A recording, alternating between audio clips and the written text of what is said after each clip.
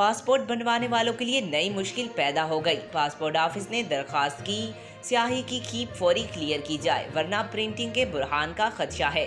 तफसीलात के मुताबिक पासपोर्ट ऑफिस ने FBR को स्याही की इंपोर्ट पर टैक्स की अदायगी मोहर करने की दरखास्त दे दी। दस्तावेज में बताया गया है कि पासपोर्ट्स की छपाई की स्याही 28 जुलाई को इस्लामाबाद पहुंच रही है। ऑफिस कस्टमर ड्यूटी की रकम का इंतजाम नहीं कर सकता, इसके लिए स्याही की इंपोर्ट पर टैक्स की अदायगी मोहर की जाए। दस्तावेज में कहना है कि प्रिंटिंग की स्याही की खीप फौरी क्लियर की जाए। स्याही की किल्लत की वजह से प्रिंटिंग ताखीर का शिकार है। दस्तावेज के मुताबिक प्रिंटिंग के लिए स्याही का स्टॉक खत्म हो रहा है। स्याही की बरवक्त क्लियरनेस से पासपोर्ट की प्रिंटिंग के बुरहान से बचाया जा सकता है।